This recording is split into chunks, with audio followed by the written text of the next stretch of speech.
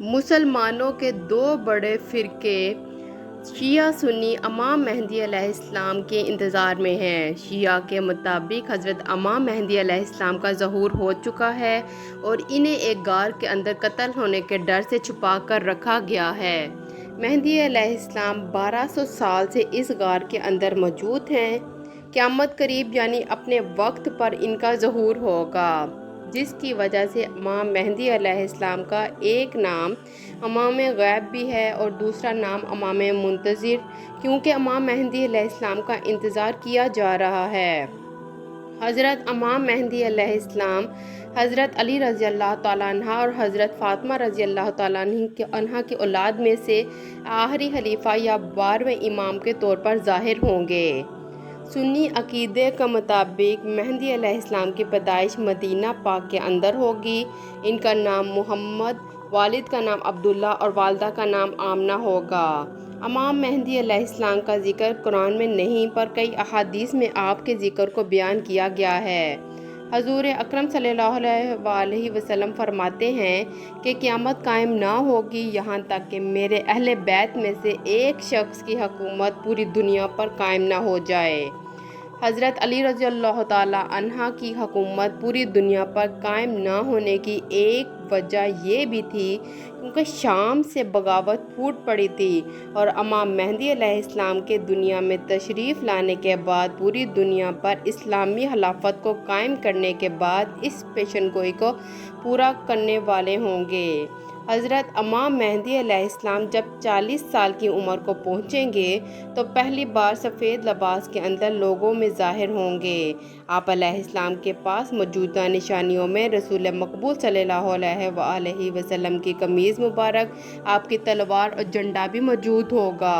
عرب کے مسلمانوں میں جب ایک بڑے مسلمان حکمران کی وفات دوران حج میں ہوگی تو مسلمان آپس میں جھگڑ پڑیں گے۔ یہ جھگڑا مسلمانوں کو دو گروہوں میں تقسیم کر ڈالے گا، جس کی وجہ سے مکہ کے باہر بہت زیادہ قتل و غارت، خون ریزی کا منظر پیش ہوگا۔ اس وقت رکن یمانی اور مقام ابراہیم علیہ السلام کے درمیان تمام لوگ امام مہدی علیہ السلام کو ثالثی بنا کر ان کے ہاتھ پر بیعت کر لیں گے۔ اس جھگڑے کا خاتمہ اس وقت ہوگا جب تمام لوگ مہدی علیہ السلام کو اپنا امام تسلیم کر لیں گے۔ اگر ہم موجودہ حالات میں غور کریں تو ایسا لگتا ہے کہ امام مہدی علیہ السلام کی آمد کی 70 سے 80% نشانی پوری ہو چکی ہیں۔ قیامت کی علامتوں میں دو طرح کی علامتوں کا ذکر ہوا، ایک تو چھوٹی نشانیاں اور دوسری بڑی نشانیاں۔ آج سے گزشتہ 10 سالوں کا موازنہ کیا جائے تو گزرے 10 سالوں میں آج کی نسبت بہت سی نشانیاں ظاہر ہو چکی ہیں۔ انہی میں سے شہر یروشلم قرب قیامت کے حوالے سے بہت اہمیت کا حامل ہے۔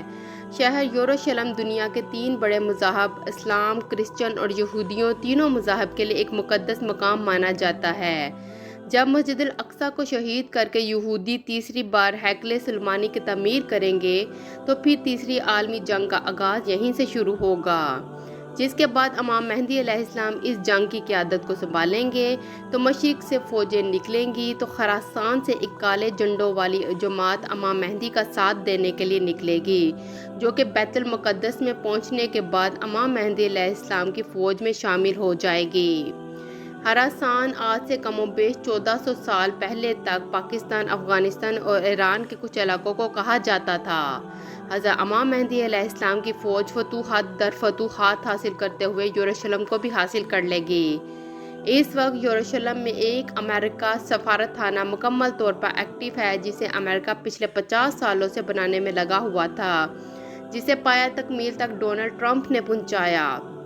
اور دوسری طرف دی ٹیمپل آرگنائزیشن، جو ہیکل سلیمانی کے مکمل نقشے کو تیار کیے ہوئے ہے، جس کا مقصد پوری دنیا کی توجہ کو کسی اور طرف مرکوز کرنے کے بعد ہیکل سلیمانی کو تعمیر کرنے کا ہے، جس کے بعد ان کے مسیحا دجال کی راہ ہموار ہوگی اور وہ دنیا میں ظاہر ہوگی تو یہودی حکومت پوری دنیا میں قائم ہوگی۔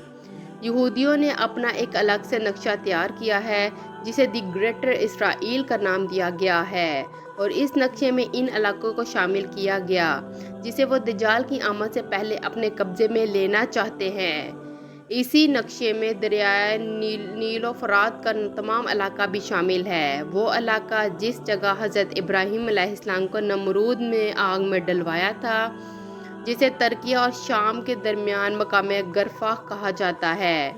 اس آگ میں سے اللہ کے حکم پر بچ نکلنے سے آپ دریائے فرات کی جانب ہجرت کر گئے تھے۔ آپ کی پہلی بیوی بی بی سارہ اور حضرت اسحاق علیہ السلام فلسطین میں ہی مقیم رہے اور آپ عراق سے مکہ پہنچے اور آج اللہ کا گھر یعنی خانہ کعبہ کو تعمیر کیا۔ حضرت اسحاق سے ان کے بیٹے یعقوب علیہ السلام اور پھر ان کے بیٹے یوسف علیہ السلام پیدا ہوئے، جنہوں نے مصر پر بادشاہی کی، یعنی یعقوب علیہ السلام کی نسل اور بنی اسرائیل کی حکومت دریائے نیل تک موجود تھی، جسے آج بھی اسرائیلی حکومت اپنے جھنڈے میں 2 نیلی لائنوں کے طور پر ظاہر کرنے کی کوشش کرتی ہے، جس کے درمیان سٹار آف ڈیوڈ ہے۔ دنیا میں پرامن اور مقدس و عظیم شہر جانے والا مکہ و معظمہ میں لوگ امام مہدی علیہ السلام کے ہاتھ پر بیعت کریں گے۔ اس وقت امام مہدی علیہ السلام کے مخالفین میں سے سب سے بڑا مخالف شام کا حکمران، جو رسول اللہ صلی اللہ علیہ وآلہ وسلم کی حدیث کے مطابق بنو کلب نسل سے ہوگا، جو علوی خاندان کا ایک قبیلہ ہے، جس کا بشار الاسد کا تعلق بھی اس قبیلے سے جڑا ہوا ہے جو اس وقت اقتدار میں ہے۔ بنو کلب کا یہ حکمران امام مہدی علیہ السلام کے لشکر کو روکنے کے لیے مکہ اور مدینہ کے درمیان بھیجے گا، مگر اللہ اس کے لشکر کو درمیانی راستے میں زمین کے اندر دھنسا دے گا۔ اس بات کی مشہوری پوری دنیا میں پھیل جائے گی تو امام مہدی علیہ السلام کی سلامتی کو دیکھتے ہوئے پوری دنیا سے مسلمان امام مہدی علیہ السلام کی بیعت کرنا شروع کر دیں گے۔ امام مہدی علیہ السلام کے 7 سالہ دور حکومت میں آپ بہت سے علاقوں کو فتح کرتے ہوئے یروشلم شہر پہنچیں گے تو اسے بھی فتح کر لیں گے، جس کے بعد دنیا کے کفار اکٹھا ہو کر اتحاد کریں گے اور اس بات کا اعلان کریں گے کہ دجال ظاہر ہو گیا ہے۔ تمام کفار دجال کی قیادت میں اکٹھے ہو کر اپنا ایک لشکر تیار کر لیں گے، جو امام مہدی علیہ السلام کے ایک لشکر پر حملہ کرتے ہوئے مسلمان لشکر کو شکست دے گا۔ مسلمانوں کا لشکر ہٹتے ہٹتے دمشق کی ایک جامع مسجد کے اندر گر کر رہ جائے گا۔ باقی بچ جانے والے مسلمان اس مسجد کے اندر دجال کے لشکر کو روکے ہوئے ہوں گے، جبکہ دجال کا لشکر مسجد کو چاروں اطراف سے گھیرے ہوئے ہوگا۔ جب فجر کی نماز کا وقت ہوگا، مسلمان نماز کے لیے صفیں باندھے ہوں گے تو حضرت عیسیٰ علیہ السلام کا ظہور ہوگا، جو دجال کا مقابلہ کرتے ہوئے دجال کا خاتمہ کر دیں گے، جس کے بعد آپ کی حکومت 40 سال ہوگی اور اس کے بعد قیامت قائم ہوگی۔ مشرق و خراسان سے جن کالے جھنڈے والی فوجوں نے امام مہدی علیہ السلام کا ساتھ دینا ہے، وہ افغانستان، پاکستان اور ایران کے علاقے، جیسے افغانستان میں طالبان کی حکومت قائم ہونا، مذہب اسلام کے نام پر صرف ایک ملک پاکستان کا وجود میں آنا، یہ محض اتفاق نہیں ہو سکتا۔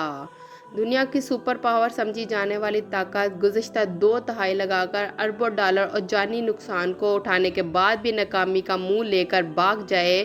دنیا میں اسلامی ممالک کے اندر صرف پاکستان کے اندر ہی نیوکلیئر بم موجود ہو، ایران کی امریکہ اسرائیل سے کھلی دشمنی، کیا یہ صرف اتفاق ہے یا امام مہدی علیہ السلام کی آمد کے حالات بن چکے ہیں؟ مگر یہ وقت مسلمانوں کے لیے بھی اتنا آسان نہ ہوگا۔ شہادت کا جذبہ الگ سے، پر مسلمان کے لیے ان حالات میں کڑی آزمائش اور کٹھن وقت کا امتحان بھی منتظر ہوگا۔ امام مہدی علیہ السلام کی بیعت مرتے دم تک نبھانے والے ہی آپ کی فوج میں شامل ہو پائیں گے اور خون کے آخری قطرے تک اس بیعت کو نبھانا ہوگا۔ یہ وقت اس لحاظ سے بھی سخت ہوگا کیونکہ جب امام مہدی علیہ السلام تشریف لائیں گے تو اس وقت مسلمان خود 3 حصوں میں بٹ چکے ہوں گے۔ پہلا طبقہ جو امیر مالدار عیاش ہوگا، جو صرف نام کا مسلمان ہوگا۔ مسلمانوں کا دوسرا گروہ امام مہدی علیہ السلام کا ساتھ دیتے جام شہادت نوش کر لیں گے، اور تیسرا حصہ ان آزمائشوں سے نکلتے ہوئے امام مہدی علیہ السلام کا ساتھ ہوگا۔ اللہ رب العزت ہمیں بھی امام مہدی علیہ السلام کی فوج میں شامل فرمائے، آمین ثم آمین۔